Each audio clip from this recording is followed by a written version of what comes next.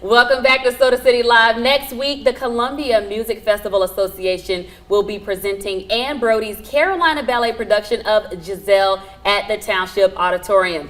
Joining us today with more is Artistic Director Mimi Worrell, and we also have two people that are part of this performance. We have Ashley and Nicholas, and Ashley, you are actually playing the role of Giselle, so thank you all so much for joining us today. Thank you for having us. It is such a pleasure to have you. I have been blown away by the pictures. They look so dramatic, and I'm like, I'm seeing the picture, but I'm not quite understanding what's happening. So tell us a little bit more about what the storyline is when it comes to Giselle.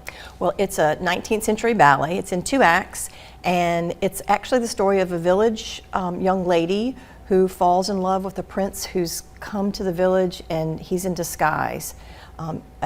She falls in love with him, he falls in love with her, but there's also a village gentleman who truly is in love with Giselle. And what happens is Giselle finds out that this prince is already engaged to be married. That's the worst. It is, it's terrible. And she dies. She has a weak heart, and she is just overcome with grief and dies. And it's actually how we get the willies. You know, have you ever heard It Gives Me the Willies? Yeah, it makes Act 2 of this ballet is a white ballet, and it's all about the willies, who are women who have died before they've been married. And one of our co-workers says a lot about it. It's like the zombies. Yeah. So it is zombie ballet? It is a little bit about zombie ballet. But the second act is the willies will capture men in the forest, and they'll make them dance until exhaustion. So it is a love story. Albrecht is saved by Giselle. He is the prince that actually she does fall in love with.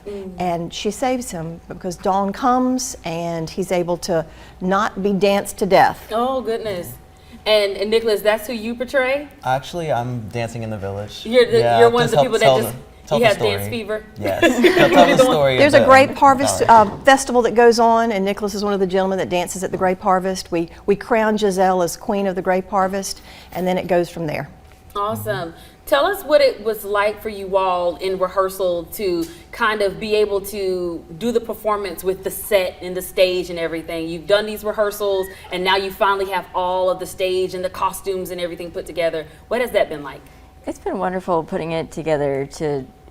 First you're pantomiming and imagining all these different things, being present, and then once you suddenly have a person standing in front of you or a house that you're actually walking into, it's like a puzzle. It all starts to come together, and it really is a magical experience. And it sounds like it. We have guest artists that come every year to dance with Carolina Ballet, and this year we're lucky to have Ashley Kincannon. She's also one of our artistic staff members, but professional dancer coming to dance the role of Giselle. We actually have a gentleman who was principal dancer at New York City Ballet and made a debut on Broadway in New York, in Carousel, as well as others.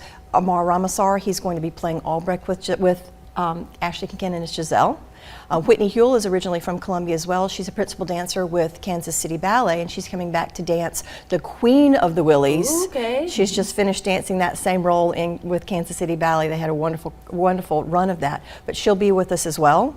So we're thrilled to have guest artists come back to Columbia to dance with our beautiful pre-professional students. Some of our students aspire to be professional dancers, or the rest of them might be the next generation of art supporters. The other thing that we're doing differently with this ballet is we've got a young man coming in from Cincinnati. He's 17. His name is Nicholas Stetter, and he's a student of Sarah Harston's in Cincinnati. And she grew up here, danced as a professional dancer, a principal dancer at Cincinnati Ballet, and she's bringing her student to dance one of the roles, the peasant pas de deux, with one of our young dancers who is just done a beautiful job getting some accolades as one of the next young people to watch as a professional dancer. Her name is Daphne Horvat. We're real pleased that she's able to do that, and she gets to dance with someone from a different part of the United States, a little bit older than she is, and so we'll be presenting that as well as the rest of our beautiful ballet company. Awesome. And Nicholas, I want to be able to hear from you for just a second. We're going to be wrapping up shortly, but I want to know, how long have you been dancing? Probably about 15 to 18 years. 15 to 18 years. Yes. How did you transition into being a professional dancer?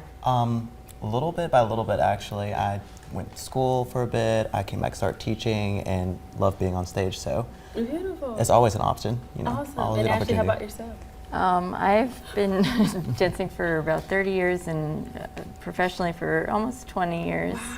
And this will actually be my retirement performance. This is your retirement. Well, congratulations to you. I'm excited. I'm very excited to dance with my students, and it's a wonderful opportunity for them to dance with professional dancers Yes. and to experience what it is, that dedication, and to Yeah. see it through its fruition, and different professionals in their different stages, and it teaches them the dedication and commitment, and it's really a wonderful full circle Yeah. moment. So I'm Beautiful. excited for it. Well, I'm excited for all of Thank you. you. And one last question, Mimi. What has it been like to work with this group of people?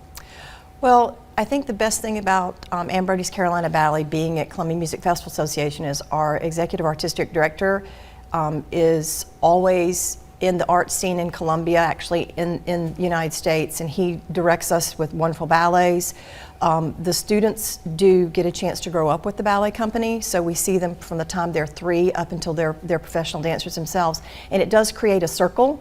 The ones who go on to dance professionally come back to dance with us again, and so it's almost like the Columbia village, if you will, sees all of them grow up and come back to dance professionally. So it's a real rewarding experience for all of us as teachers, but also the Columbia community gets a chance to see the next stars that will be on the Perfect. stages. Thank you. Well, the details are right there on the screen. Make sure you head over to our Facebook page, SodaCityLive.com, or Soda City Living, and on our website, SodaCityLive.com, for more details. We're going to take a quick break. We'll be right back with more.